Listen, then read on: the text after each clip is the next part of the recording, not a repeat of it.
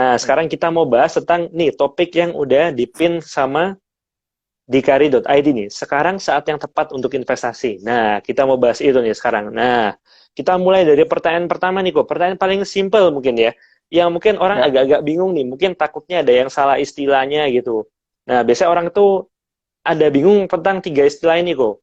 Ada yang namanya tabungan, ada yang namanya investasi kok. Nah, gitu kok. Nah, ada juga yang namanya proteksi gitu. Nah, tapi kan kita nggak bahas itu nih. Kita bahas sekarang investasi. Nah, kadang orang itu bingung kok tentang investasi apa, tabungan apa. Dipikir ya sama aja. Aku kalau nabung juga investasi juga itu namanya gitu. Nah, sebenarnya sih kok, apa sih itu investasi kok? Ya, jadi memang kalau yang tiga tadi itu ya ada di bagian financial planner ya. Kalau financial planner Dikari punya timnya sendiri lah. Itu nanti mungkin Dikari bisa kadang-kadang mesti ada sesinya sendiri itu. Oke, nah Benar, balik karena lagi butuh ke waktu itu kok.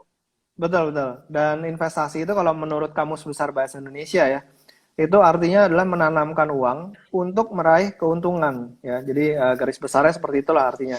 Jadi uangnya kita tanam, terus pada akhirnya nanti kita mendapatkan profit ya. Kadang-kadang karena menanam itu makanya butuh waktu Ren yang namanya investasi itu. Nah, terus ada satu quote dari Robert Allen, itu bagus banget menurut saya. Dia ngomong begini, seberapa banyak orang yang kaya raya yang kamu kenal bisa kaya raya dari nabung di bank? Ya, Mm-mm. kalau misalnya kita lihat top orang terkaya di dunia di Forbes gitu ya misalnya, itu nggak ada yang nulis dia jadi terkaya di dunia karena nabung uangnya di bank. Justru mungkin dia punya banknya, makanya dia bisa jadi orang terkaya di dunia gitu. Nah, Masuk akal nggak kok. ada ya nggak ada juga orang yang jadi terkaya di dunia karena dia menempatkan uangnya di bawah bantal atau misalnya ditaruh di dalam lemari. Itu nggak ada ceritanya gitu. Nah, makanya yang namanya investasi ya kayak gitu ya. Jadi investasi itu menanamkan uang kita untuk meraih keuntungan di masa yang akan datang gitu. Memang berbeda dengan menabung ya. Mm-mm. Gitu Berarti sih Ren. kalau bisa diambil kesimpulan, itu investasi itu kita menanamkan uang supaya uang itu bertumbuh dengan sendirinya gitu kok ya berarti ya. Nggak stuck Ya, segitu aja jumlahnya gitu kok ya. betul betul. Soalnya kalau dari yang saya tahu juga nih kok kalau tabungan tuh kan katanya untuk menjaga likuiditas gitu. Jadi kalau kita butuh uang memang mau ditarik sekarang, butuh waktu itu buat jaga-jaga, buat ditarik gitu, jadi bisa langsung diambil gitu kalau tabungan. Tapi kan kalau investasi ini bukan untuk diambil dalam jangka waktu dekat atau mungkin harian atau dalam waktu jam gitu bahkan gue. Ya, makanya kalau tabungan kan biasa buat uang makan, uang buat minggu depan dipakai, sebulan bulan depan dipakai gitu ya. Tapi kalau misalnya uang yang disebut uang dapur tadi itu dimasukkan ke dalam investasi, nah itu bisa-bisa bahaya nanti investasinya. Makanya kalau investasi itu harus pakai uang nganggur ya Ren ya, gitu sih Ren. Bener cukup harus ada pembagiannya gitu katanya gue ya. Nggak boleh Iya, uang makan, uang hidup dicampur sama uang investasi nanti katanya jatuhnya sama aja tuh nanti. Uang investasinya diambil lagi tuh buat uang dapur gitu. ya malah nanti kalau lagi turun cut loss lagi kan bahaya. Waduh, ternyata waktu butuh uangnya waktu lagi cut loss ya, bahaya juga ya. Ya, oke gitu. Oke, kok. Nah, sekarang investasi kita udah tahu nih, artinya apa investasi. Nah, kalau menurutku Bayu sendiri nih kok, sebenarnya penting nggak sih kok investasi? Ah, Oke, jadi investasi itu kan ada beberapa tujuan ya. Yang pertama tujuannya adalah mengalahkan yang namanya inflasi, Ren. Dulu waktu saya SD itu kalau beli nasi sama lauk itu Rp2.000 juga udah kenyang gitu. Tapi hmm, waktu SMA 2.000 itu paling cuma dapat nasinya doang, belum dapat lauknya. Ya, jadi kalau waktu SMA tuh butuh uang sekitar 10.000 sampai 12.000 lah. Nah, kalau di tahun 2020 ini buat dapat porsi yang sama kayak waktu itu perlu 20.000 sampai 30.000 buat dapat porsi yang sama. Nah, itulah yang namanya inflasi dan inflasi itu terjadi gitu Ren. Jadi sebenarnya kita berinvestasi adalah untuk menjaga nilai uang kita supaya daya belinya itu tetap sama gitu ya. Itu pertama ya. Yang kedua adalah ya, kita mesti cari sumber pendapatan lain. Jadi kalau misalnya kita sekarang lagi bekerja jadi karyawan atau kerja bisnis kita, terus cuman menghasilkan pendapatan itu aja, itu bertumbuhnya agak terbatas. Kalau bisa ya harus ada investasi. Warren Buffett sendiri menyarankan ke kita harus punya investasi buat create a second source of income gitu. Nah, terus yang hmm, ketiga, tujuan dari investasi adalah ini bisa jadi kendaraan kita untuk mencapai tujuan keuangan kita, Ren. Antara itu mau pensiun, misalnya di umur 50 pengen punya uang berapa puluh miliar gitu ya. Atau yang kedua adalah kita pengen uang bekerja buat kita. Ya, seperti itu sih, Ren. Ada 3 tujuan lah at least kenapa kita pengen berinvestasi. Oke, berarti kalau bisa disimpulkan dari dirangkum nih, berarti pertama tuh kita untuk mau mencegah inflasi gitu kayak. Maksudnya kita jangan sampai nilai uang kita itu tertindas inflasi gitu kayak. Bener ya kayak. Betul. Nah, terus yang kedua tadi berarti supaya eh, kita kalau mau mengembangkan kekayaan, jadi kayak kita punya target keuangan, jadi kita bisa dengan berinvestasi supaya mungkin lebih cepat juga tercapainya gue ya. Betul. Bisa jadi salah satu kendaraan lah buat mencapai tujuan keuangan kita. Oke, berarti harusnya investasi kalau gini bisa disimpulin penting berarti gue ya seharusnya ya. Apa menurutku Bayu sendiri penting berarti ya? Oh, investasi sangat-sangat penting ya. Sama yang kayak tadi lah, sama kayak Robert Allen bilang ya. Pernah nggak lihat orang kaya bisa jadi kaya gitu karena cuma nabung di bank? Kan ya itulah salah satu motivasi juga sebenarnya. Pasti kan namanya orang juga pasti pingin kalau bisa itu nggak kerja tapi uang ngalir terus gitu gue. Ya, Makanya itu. itu perlu ada second source of income ini tadi, dan ini bisa dari sini juga gitu gue ya, bisa dari dengan cara investasi gue ya. Betul, betul. Nah, sekarang nih kok, kalau kita udah tahu nih definisinya, kita udah tahu ternyata investasi itu juga penting nih kok. Nah, sebenarnya kok, investasi ini kan kalau misalnya kok Bayu sendiri investasinya di mana kok? Oke, jadi kita kalau misalnya baru mulai pertama kali investasi, ya itu biasanya kan kita pegang yang paling pertama adalah cash ya, uang kas Mm-mm. lah. Nah, terus uang kas ini akhirnya kita naruh uangnya di bank. Biasanya sih seperti itu ya. Kita nabung uangnya di bank. Di bank biasanya ada yang namanya deposito. Ya, itu investasi yang paling basic lah. Menempatkan uang kita di kas, habis itu menempatkan uang kita di deposito. Nah, cuman kita tahu sendiri bunga deposito itu kemarin BI ya, Bank Indonesia itu baru menurunkan 7-day repo rate-nya atau suku bunganya Iya. lah dari 4,25% jadi 4%. Nah, itu kan bunganya kecil banget, Ren. Kalau misalnya kita naruh uang 1 juta rupiah sekarang, tahun depan atau setahun kemudian tuh baru jadi 1.040.000. Belum dipotong pajak lagi 20% kan pajak bunga. Nah, itu instrumen investasi yang kedua ya, deposito. Terus ada lagi pemerintah mengeluarkan surat utang, bisa SBN, SBI, atau SUN gitu ya. Itu juga jadi yang namanya instrumen investasi lainnya, memberikan return lebih besar, biasanya 7-8%. Ada juga properti, ya cuman properti ini butuh dana yang cukup besar, dan juga kadang-kadang kalau harganya lagi turun atau lagi lesu marketnya, itu juga nggak gitu liquid. Ya, ada yang bilang punya tanah nih di mana gitu. Tapi mau jual nggak bisa. Ya, jadi nggak gitu liquid karena harga lagi turun. Sedangkan dia pengennya jual harga mahal seperti itu. Nah, yang berikutnya investasi berikutnya adalah sebenarnya di bisnis ya, di bisnis. Nah, cuman bisnis kan orang bilang resikonya tinggi banget. Mm-mm. Buka restoran gitu 10 mungkin yang sukses banget cuma satu, terus mungkin sisanya ada yang bangkrut, ada yang biasa aja gitu. Nah, memang bisnis itu salah satu investasi juga, tapi benar-benar high risk gitu ya, walaupun high return juga. Nah, saham ini sebenarnya juga menarik juga, salah satu instrumen investasi, dan ini mirip sama kayak bisnis, karena kita mesti tahu ya, di balik tiap saham itu ada perusahaannya, ada bisnisnya. Ya, jadi kayak misalnya ASII gitu. Ya, bisnisnya berarti ada Mm-mm. otomotif, ada batu bara, ada IT juga, dan lain sebagainya. Jadi memang saham juga menjadi salah satu instrumen investasi ya. Yang paling terakhir sebenarnya derivatif. Nah, derivatif ini sebenarnya buat lebih ke hedging ya, bukan buat investasi. Nah, kalau saya pribadi sendiri sih lebih banyak di saham, karena udah dari tahun 2007 akhir saya di saham, jadi udah menekuni di situ ya, udah mendalami dan ya udah cukup fasih lah di sana gitu. Lebih banyak di saham, kalau Ber- misalnya lagi nggak di saham ya menempatkan uangnya di deposito atau di pasar uang supaya sewaktu-waktu bisa dicairkan untuk masuk ke saham lagi, seperti itu, Ren. Berarti sebenarnya intinya tetap di saham gitu kok ya. Ya, paling besar di saham. Nah, berarti ini Sobat Dikari perlu diketahui nih, bahwa investasi itu sebenarnya nggak cuma melulu tentang misal deposito aja atau mungkin saham aja gitu. Jadi investasi itu banyak seperti yang udah jelasin sama Ko Bayu sendiri.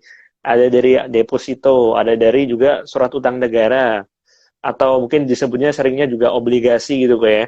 Ada juga mungkin reksadana juga ada, atau saham ada juga. Bahkan bisnis pun bisa dibilang investasi kok ya, bener kok ya. Ya, soalnya kan kita menanamkan uang kita kan, menanamkan uang kita Mm-mm. buat apa? Buat meraih keuntungan. Jadi itu memang sesuai dengan definisi yang tadi ya dari Kamus Besar Bahasa Indonesia. Ya, ya, walaupun mungkin kita juga mencurahkan tenaga juga tuh ya, walaupun dalam berbisnis kita perlu mencurahkan tenaga, tapi juga bisa dihitung investasi juga kok ya. Ya, jadi kita selain menginvestasikan uang, kita juga menginvestasikan tenaga kita, waktu kita, ya itulah namanya bisnis. Mm-mm, mm-mm. Oke Niko, nah sekarang ini kan ternyata kan investasi ini banyak Niko macamnya, instrumennya banyak. Nah sebenarnya kenapa sih kok kebayu kok dari banyak instrumen investasi itu, kenapa kok pilihnya jatuhnya ke saham gitu? Ya, jadi dulu memang awalnya melakukan riset ya, melakukan riset ada investasi apa aja sih yang menarik. Dan kalau misalnya lagi Mm-mm, baca-baca buku, ternyata investasi di saham itu memberikan return yang paling tinggi dibandingkan instrumen yang lain. Ya, kayak misalnya kita mm-mm, lihat dari tahun 1983, IHSG itu di 100 ya. Di tahun 2019 kemarin IHSG udah di 6.299 atau udah naik 62 kali lipat, Ren. Nah, itu returnnya sangat bagus gitu, 60 sekian kali dalam waktu 30-an mm-mm. tahun lah ya. Nah, itu kalau bisa dibilang 12-11% per tahunnya. Itu udah termasuk yang paling tinggi dibandingkan dengan instrumen-instrumen yang lain. Itu berdasarkan hasil riset. Oh gitu. Jadi apa namanya dari pandangan Ko Bayu sendiri berarti setelah riset-riset gitu paling menarik ternyata jatuhnya ke saham gitu ya. Ya, dan juga saham itu likuiditasnya bagus ya Ren ya. Jadi mau beli mau jual tuh gampang gitu, nggak perlu kayak properti gitu mesti nunggu berapa lama, terus ke notaris dulu, bayar pajak dan lain sebagainya. Kalau saham tinggal klik kan, tinggal klik beli, tinggal klik jual udah beres 2 hari kemudian Mm-mm. atau T+2 uangnya udah cair seperti itu. Berarti memang katanya dulu memang lebih repot kok ya. Dulu katanya harus telepon broker, rebutan telepon brokernya, terus pakai apa namanya, kadang ngomongnya juga masih bisik-bisik. Nah kalau sekarang kan semua udah berbasis online gue ya, bener gue ya. Jadi Ya, semua betul. sekarang serba gampang ya di saham. Ya, jadi dulu belum ada online trading ya mesti telepon broker. Kadang-kadang broker kan kalau angkat telepon kan paling sekali ya, cuman bisa handle 1 orang gitu. Kalau ada 10 orang yang telepon barengan ya mesti antri gitu. Karena Dan telinganya juga cuma dua gue ya. iya itu dia. Udah gitu saham juga ngasih kita kesempatan ya buat berbisnis yang bisnis besar, tapi dengan modal yang kecil. Misalnya kita pengen Mm-mm. punya bisnis seperti Astra gitu. Ya kita tinggal beli Mm-mm. 1 lot aja ya kita sebenarnya udah ikut memiliki perusahaan Astra tersebut gitu. Walaupun secara persentase kecil banget kayak gitu Ren. Ya tapi kan nggak masalah gue. Yang penting kan, oh saya juga pemilik Astra gitu. Ya itu dia. Jadi nggak mungkin Iya kita iya. kayak misalnya sekarang dengan modal kecil terus bikin perusahaan seperti Astra gitu ya, itu kan butuh waktu ya. Astra kan udah berapa puluh tahun di bidangnya, sedangkan kita dengan pasar modal itu bisa dikasih kesempatan buat beli perusahaan besar seperti itu, ikut berbisnis ya, dengan modal yang kecil kayak gitu. Mm. Bukan berarti kita nggak boleh punya perusahaan kayak Astra juga gue ya, tapi kan kita dikasih kesempatan gitu ya, bener gue ya. Benar, jadi coba Astra ini bukan perusahaan TBK ya, misalnya ya. Misalnya dia bukan perusahaan TBK, terus kita datang nih ke Astra nih. Gue mau dong joinan bisnis ke Astra. Berapa modalnya? Misalnya modalnya 500.000, ya bisa-bisa kita nggak dianggap lagi gitu kan. Bahkan nggak boleh datang gue. Nggak, iya itu dia. Jadi kalau pasar modal ya itu membuka kesempatan kita untuk punya bisnis-bisnis hebat ya, dengan modal yang relatively kecil seperti itu Ren. Nah, kan ini kan sekarang Kobayu udah di investasi di saham nih kok. Nah, sebelumnya pernah nggak sih kok mencoba investasi tempat lain? Mungkin contohnya investasi bisnis atau mungkin deposito mungkin udah pernah ya, atau obligasi gitu. Nah, pernah nggak kok mencoba instrumen investasi yang lain seperti yang tadi mungkin belum disebutin, kalau udah pernah kayak deposito kan tadi udah disebutin tuh juga melakukan. Kalau misalnya kayak bisnis obligasi gitu pernah juga nggak kok? Ya, kalau bisnis pernah nyoba. Cuman kalau instrumen yang lain seperti obligasi gitu ya atau reksadana, cuman lihat-lihat aja sih. Soalnya menawarkan Hmm. returnnya kan udah kelihatan ya, kayak obligasi 8%, 7%. Sementara saya dari awal masuk ke dunia investasi udah kenal saham dan saham udah memberikan return yang cukup bagus ya. Jadi kenapa mesti pindah ke tempat lain gitu, Ren? Hmm, hmm. Gitu Jadi sih. sebenarnya juga cocok-cocokan juga gue ya. Kalau memang merasa udah nyaman, emang ya udah cukup, ya udah gitu kayak. Ya, benar. Jadi nggak semua orang cocok di saham, nggak semua orang cocok di properti gitu, atau Hmm. dimanapun. Memang tergantung dari karakter dan kepribadian masing-masing juga sih. Oke, wah emang kalau udah nyaman tuh repot kok gitu. Nyaman nggak Ya, cuma nyaman di dalam investasi ya, nyaman dalam kehidupan, nyaman sama seseorang. Wah, itu juga udah repot nih kalau kayak gitu. Ini ya, sambil ya. intermezzo dikit aja ya, biar apa? Biar nggak tegang-tegang banget nih kok. Nah, ini makin Benar-benar. banyak nih yang nonton live Instagram Dikari Indonesia X pesan saham nih. Nah, kita sapa dulu dong, Mbak. Halo semuanya, halo Sobat Dikari. Kita lagi bahas tentang sekarang apakah saat yang tepat untuk investasi ini. Tadi kita udah bahas nih tentang definisinya investasi itu apa.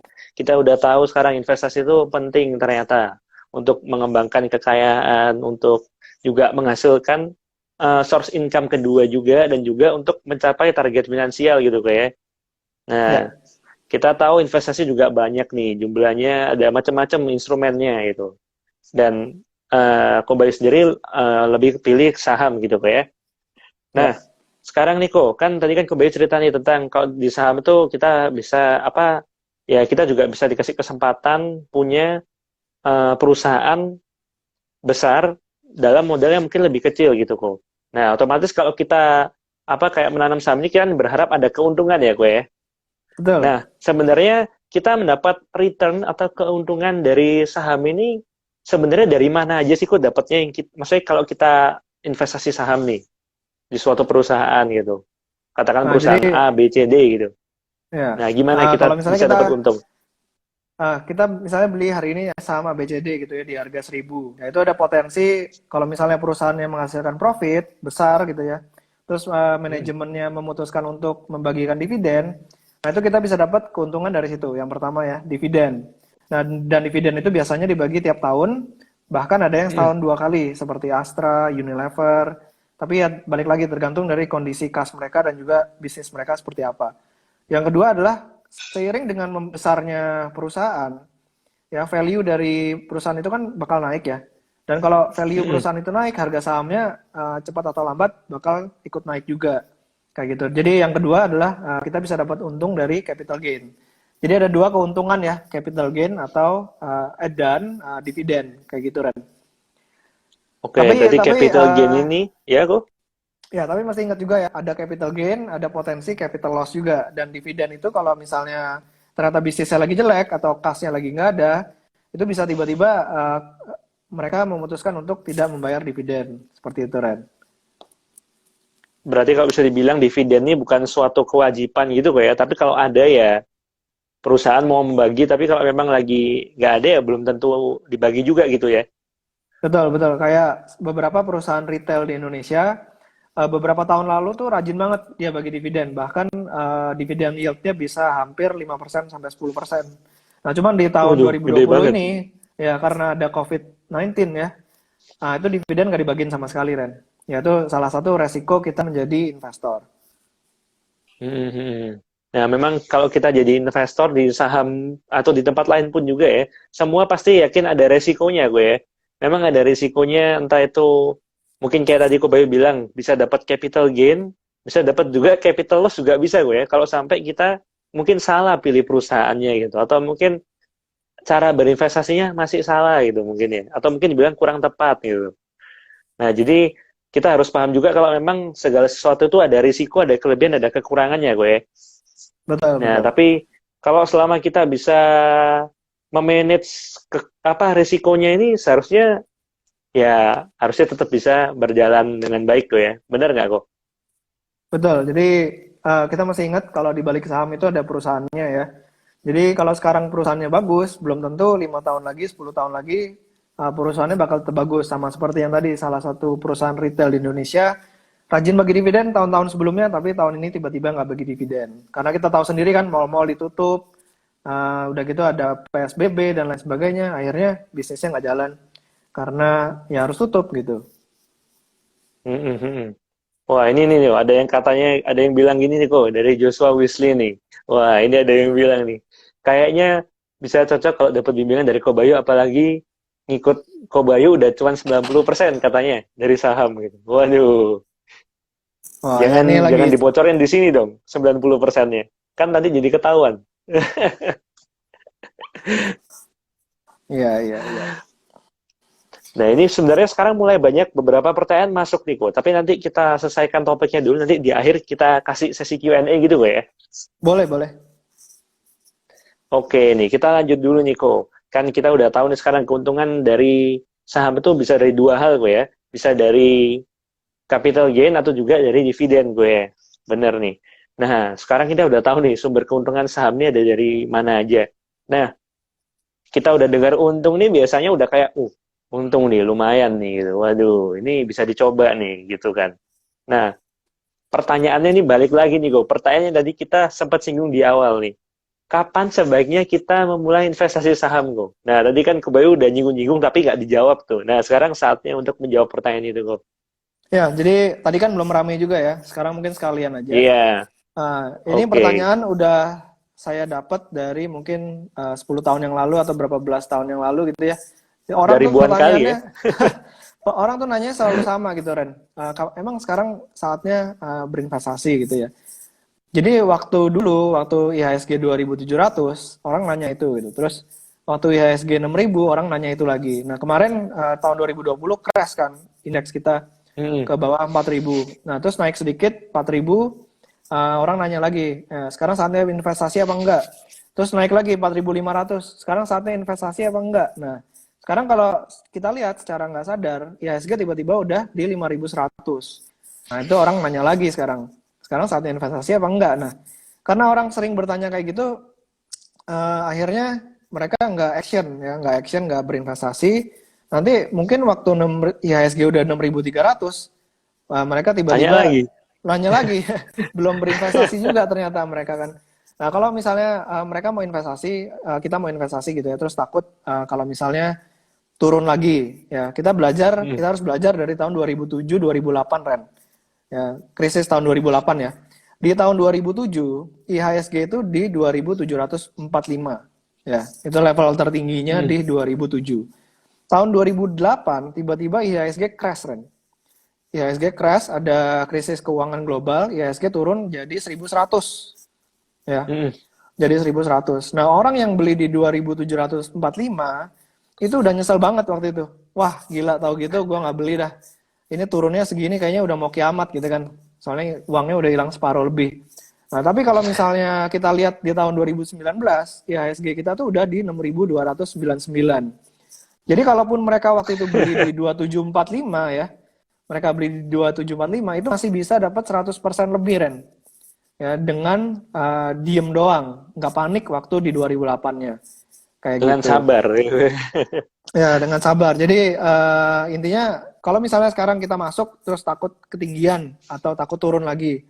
Kalau memang Hmm. time frame investasi kita jangka panjang, ya kita nggak perlu khawatir ya, seiring dengan pertumbuhan ekonomi kita dan juga ya beli sahamnya jangan sampai salah gitu. Kalau perusahaannya Hmm. ternyata terlilit utang atau terancam bangkrut terus masih dibeli juga ya itu salah analisa berarti. Iya, iya. Gitu Ran. Jadi Wah, apakah benar-benar kok. jadi jawabannya kapan harus investasi ya sedini mungkin, secepat mungkin ya karena investasi itu juga butuh proses. Seperti itu Ren. Bahkan dari investasi pun bisa ada proses pendewasaan diri juga gue ya bahkan ya. Ya, harusnya ya. Hmm. Nah, apa namanya? Udah tahu kan berarti Sobat Dikari ya. Jadi kapan saatnya yang tepat untuk investasi ya? Dari IHSG 2700 tanya, dari 5.000 tanya juga, 4.000 tanya lagi, 6.000 masih tanya juga. Nah, jawabannya itu nggak ada yang lain-lain nih Sobat Dikari. Jawabannya itu kapan yang saat tepat mulai investasi ya? Sekarang jawabannya ya. Ya saat tahu hal ini atau mungkin tahu tentang investasi ya? patut untuk dipertimbangkan gitu gue ya secepatnya gue ya. Dan kalau memang mau harus dimulainya ya secepatnya gue ya, karena nggak ada waktu yang lebih tepat kalau nggak sekarang gitu gue ya. Betul. Nggak akan ada waktu yang benar-benar pas gitu. Kalau misalnya kita nunggu pas banget, sekarang saya coba tanya nih, apa nih waktu pasnya kan juga nggak ada juga kan. Nah Iya, itu karena iya. itu kita harus mulai investasi secepatnya gitu kok ya, bener kok ya. Benar, harus secepatnya karena investasi kan nanti kita sambil belajar, sambil praktek, terus belajar hal baru dan lain sebagainya. Dan kalau misalnya investasi di saham, kita mesti pelajarin bisnisnya, perusahaannya, laporan keuangannya, dan itu semua Hmm. perlu waktu gitu. Nggak bisa kita habisin dalam waktu 1 jam, bisa ngerti semuanya. Ya mungkin Randy udah pernah nyoba juga ya, analisa Hmm. perusahaan-perusahaan TBK yang di Bursa Efek Indonesia kan itu takes time Hmm. juga kayak gitu. Iya, text time lumayan sih sebenarnya waktunya ya. Tapi Iya, memang tidurnya lebih tenang selanjutnya kok. Lebih santai. Oh iya ya karena udah benar. tahu detailnya jadi ya udah gitu udah tenang. Ya sama kayak lagi kuliah lah Ren, misalnya nggak ngerjain PR gitu nggak bisa tidur, waduh gimana nih ya. Tapi kalau Waduh, udah selesai ngerjain PR, tidurnya lebih enak. bener kok. Bener nggak ada beban soalnya udah kayak selesai Ya gitu. beban udah selesai Nah, ya kan. bener kok, bener-bener.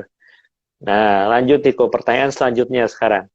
Kan nih Ya, kita yang di DKRI Indonesia ini kan banyak yang followernya juga anak generasi muda gitu kok, anak-anak muda semuanya. Dan mungkin juga beberapa belum ada penghasilan atau mungkin ada penghasilan tapi juga belum terlalu besar gitu kok. Nah, kalau misalnya nih kok, aku ada yang bilang nih mungkin, eh saya ada uang nih, tapi uang saya cuma kecil banget. Masa dimasukin saham gitu kan cuma kecil gini doang, apa artinya gitu? Kalau uangnya kecil gimana gitu kok? ya. Jadi memang paling bagus justru mulai dari kecil. Ya, mulai dari kecil sambil belajar. Soalnya kalau belum belajar apa-apa tiba-tiba masuk besar, terus masukin semua uangnya, ya artinya kayak pengen ngebut balapan pakai mobil F1 tapi belum pernah nyetir mobil sama sekali gitu. Ya Hmm. kecelakaannya resikonya gede banget gitu Ren. Mendingan belajar dulu nyetir mobil pelan-pelan terus baru mulai nyoba nyetir mobil balap. Nah, itu baru benar gitu. Dan investasi kalau misalnya sekarang uangnya masih kecil, ya kebenaran gitu, kebetulan. Silakan langsung dimulai sambil belajar ya.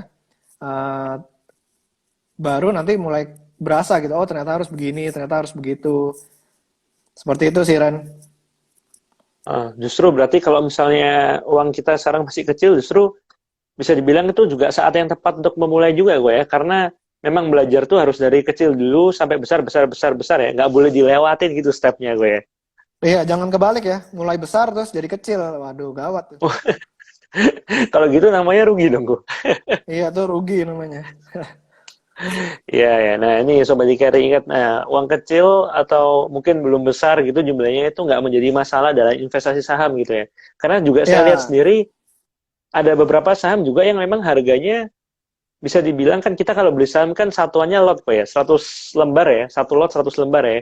Dan satu lot itu ada yang harganya mungkin cuma 90.000 atau 100.000, 200.000 itu ada gitu kenyataannya Sobat Dikari. Jadi apa namanya, kalau misalnya punya uang kecil mau investasi saham, jawabannya ya bisa juga gitu. Karena memang nggak perlu uang besar juga buat memulai gitu.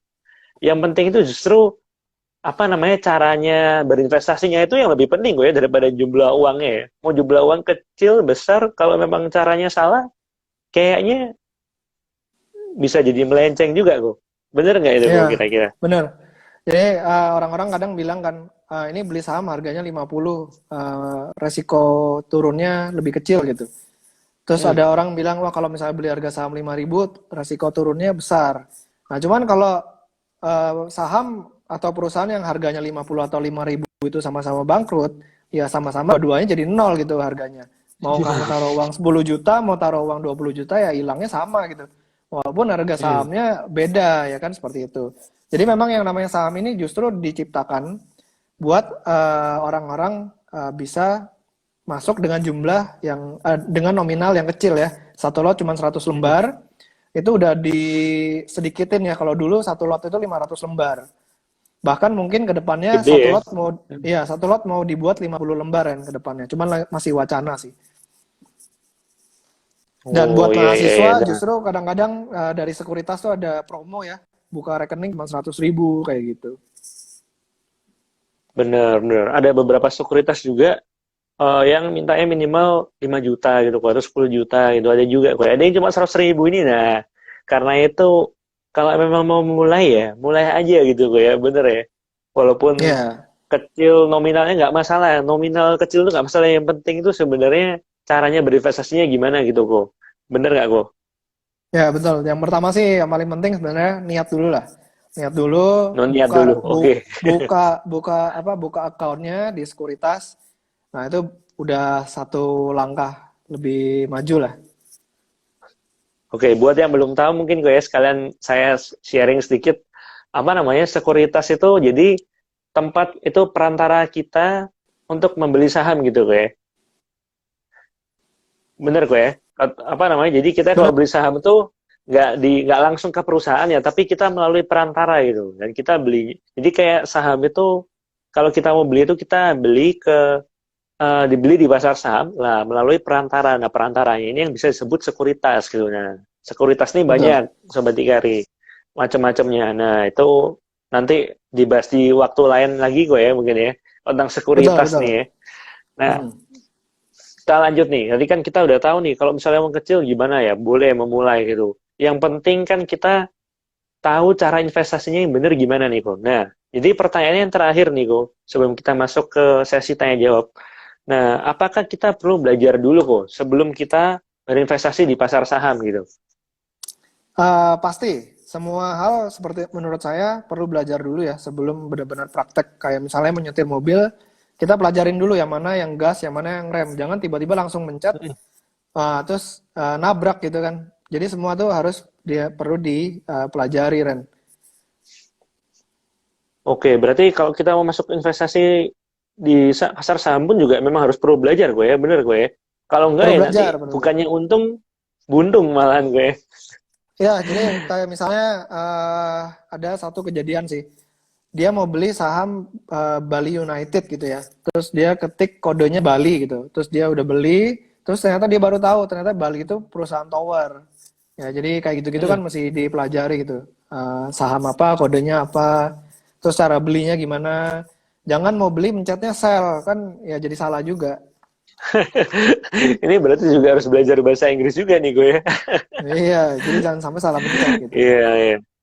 Bahkan kayak tadi mungkin mau beli perusahaannya Bali United, kodenya bola, keliru kodenya Bali gue ya. Jadi beda perusahaan gitu jadi. Iya, benar.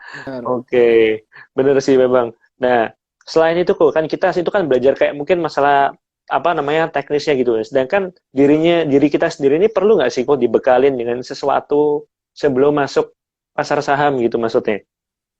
Oh ya, pasti. Jadi paling tidak kita mesti tahu terlebih dahulu ya, di balik saham itu ada perusahaannya. Dan Hmm, untuk bisa ngerti saham itu sebenarnya ada dua teknik ya, ada fundamental analysis dan juga ada technical analysis. Dan dengan melakukan analisa itu setidaknya kita lebih siap untuk bisa masuk ke pasar modal, untuk lebih siap berinvestasi di saham. Dan kebetulan sih Pesan Saham sama Dikari ini lagi mengadakan kolaborasi juga ya. Sama bener jago banget investasi kok. saham ya. Nah, itu Mm-mm. Pesan Saham dan Dikari, dan kita juga mau ngadain kelas juga sebenarnya 7 sesi buat belajar sebelum benar-benar terjun ke pasar modal seperti itu. Nanti mungkin Randy bisa lebih jelasin lah tentang Iya, Dikari bener jago nih. Sekalian investasi. jelasin nih. Mumpung disinggung nih. Jadi kita di Kari Indonesia dengan pesan saham juga berkolaborasi untuk supaya orang-orang anak muda mungkin terutama ya yang mau mulai berinvestasi saham jadi udah nggak bingung lagi dan ini kita kayak sediakan tempat belajarnya fasilitasnya gitu. Nah, karena udah di sini gini ya jangan jangan lupa buat dimanfaatkan gitu. Karena kita juga memberikan juga dengan apa namanya apa namanya sebaik mungkin gitu ya untuk membantu kalian untuk mulai berinvestasi gitu Sobat Ikari. Nah, untuk programnya tentang tadi jago investasi saham lagi gimana? Nah, nanti bisa pantau di media sosial kita di @dikari.id dan pesan saham atau mungkin chat customer service-nya gitu. Nanti chat kontak personnya bisa nanti langsung apa namanya tahu tentang informasi programnya gue ya. Betul. Dan jangan lupa ini programnya ini ada harga terbatas promo sampai bulan ini aja. Karena bulan depan kita bakal meregulasi harganya lagi gitu. Jadi jangan sampai kelewatan di bulan ini. Oke, Niko. Berarti Oke. kita perlu belajar dulu ya, bener ya. Kita perlu membekali diri juga. Bahkan apa namanya?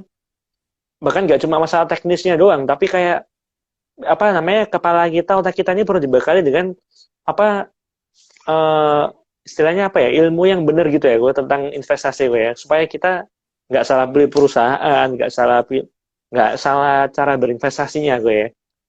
Ya, jadi kita mesti belajar sih. Jadi ada orang kemarin ya, IHSG kan naik dari bulan Maret sampai bulan Juli ini kan naik dari 4.000 ke 5.100 ya. Itu kan udah naik sekitar 25%, Ren. Tapi ada orang Ya. yang baru masuk ke pasar modal, dia malah lagi floating loss 50%. Ya, itu dia juga bingung karena apa. Nah, itulah. Jadi udah loss duluan, terus baru bingung.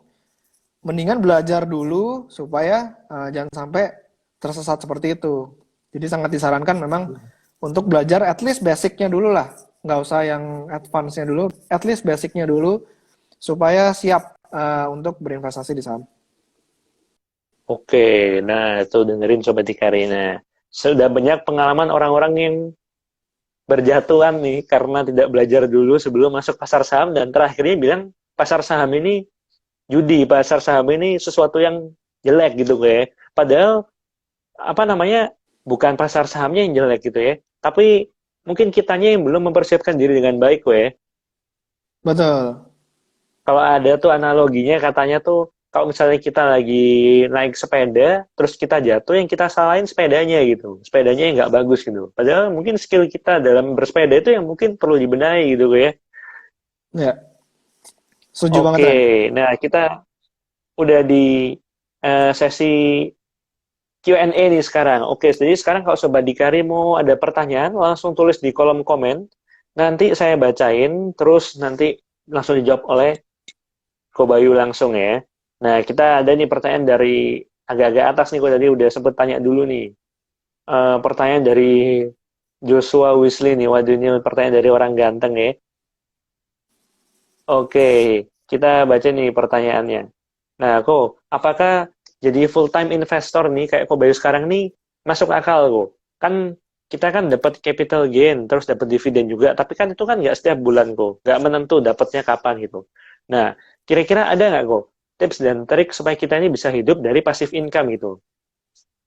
Ya, untuk bisa hidup dari passive income, kita harus dapat uang active income. Kalau misalnya uangnya kurang cukup, maksudnya kan kita dari misalnya investasi saham ya, itu kan dapat dari capital gain dan dividen. Ya anggaplah capital gainnya nggak ada. Anggaplah kita cuma dapat dividen aja ya tiap tahunnya. Dan tiap tahun misalnya kita dapat 120 juta ya. Apakah kita bisa hidup dengan 120 juta itu per tahun? Kan kita tinggal bagi 12 saja. Artinya kan 10 juta per bulan ya kan gitu, Ren. Nah, kalau bisa hidup seperti itu 120 juta per tahun itu ya itu tinggal dibagi lagi dengan besaran persenannya dividen. Jadi misalnya kalau kita pengen nyari saham yang membagikan dividen sebesar 10%. Ya artinya kita perlu modal 1,2 miliar untuk bisa mendapatkan 120 juta itu. Kayak gitu, Ren. Jadi tergantung dari gaya hidup kita, terus dari seberapa besar kebutuhan kita, sebenarnya bisa-bisa aja, tinggal tergantung kamunya mau hidup seperti apa. Gitu. Jadi jangan modalnya 1,2 M, dapat dividen 120 juta, tapi pengeluarannya 200 juta, ya itu nggak masuk. Gitu. Itu arti, ya Rugi itu, malah. iya itu rugi. Artinya kamu mesti kerja ekstra lagi buat dapetin modal lagi, kayak gitu. Oke, benar banget tuh gue ya. Jadi apa namanya, kalau memang kita apa namanya mau hidup dari benar-benar passive income ya, kita harus tahu gaya hidup kita dulu seberapa gue ya, bener. Terus habis itu juga kita juga harus mencari apa namanya active income-nya dulu sampai active income ini bisa menghasilkan uang passive income sejumlah yang kita mau gue ya.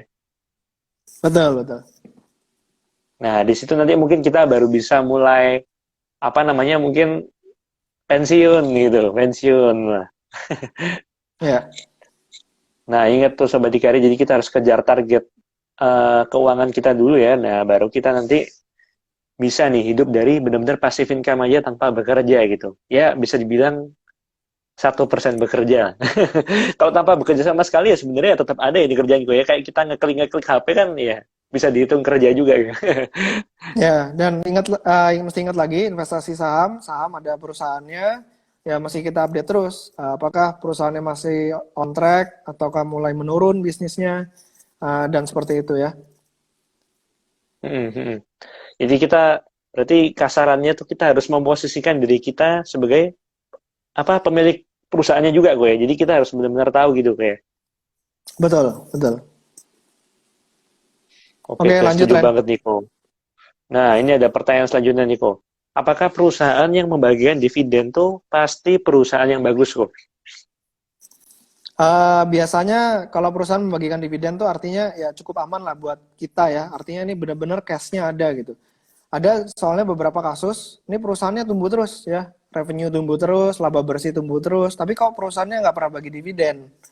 Nah ternyata memang laporan keuangannya itu dimanipulasi Ren, sehingga perusahaan ini boleh dikatakan sekarang lagi PKPU ya, bahkan lagi internal lagi konflik tuh. Jadi memang kalau perusahaan membagikan dividen itu juga poin positif sebenarnya buat kita sebagai investor, kalau oh ternyata memang benar ada nih cash-nya seperti itu. Hmm. Jadi apakah Oke, berarti berarti perusahaan bagus ya itu ya. Nah, jadi at least cash-nya itu benar-benar ada gitu kelihatan dan bisa kita nikmatin sebagai investor.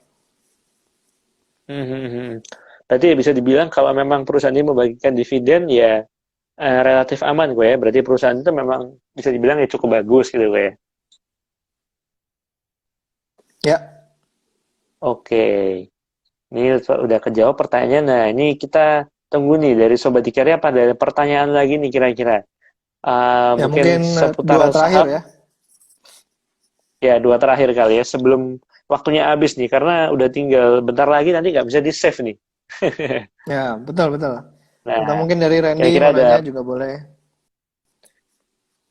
aduh nanti ya tunggu kasih kesempatan untuk Sobat Ikarya yang nonton dulu nih kok. Nanti kan kita bisa tanya Ya. apa lewat jalur pribadi juga bisa. Ya, ini IoT udah halo nih kayaknya mau nanya juga. Iya nih, mau nanya sesuatu nih kayaknya IoT nih. Gimana Ay? Mau tanya apa IoT? Langsung ditanyain aja gitu. Oke, berarti kalau boleh tahu nih kok berarti sehari-harinya kok Bayu ini eh, sering baca laporan keuangan ya kok pastinya ya.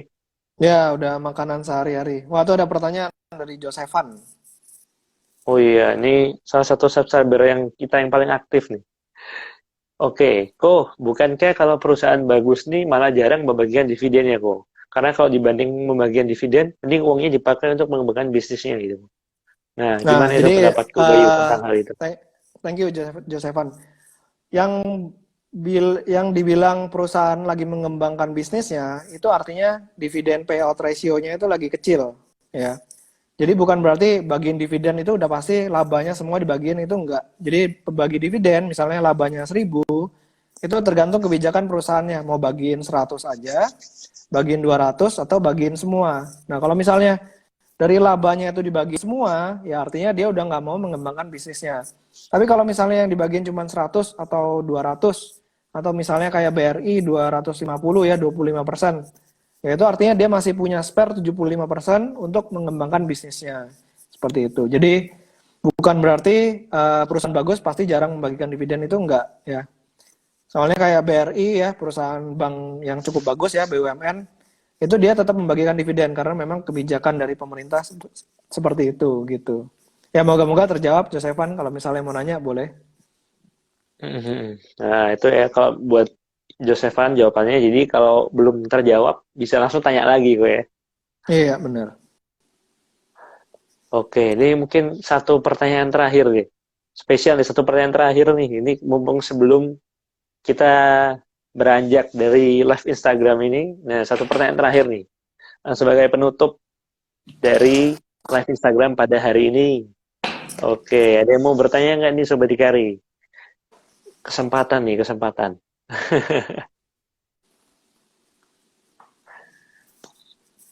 Gimana nih? Kalau memang nggak ada, kita pas nih. Ya.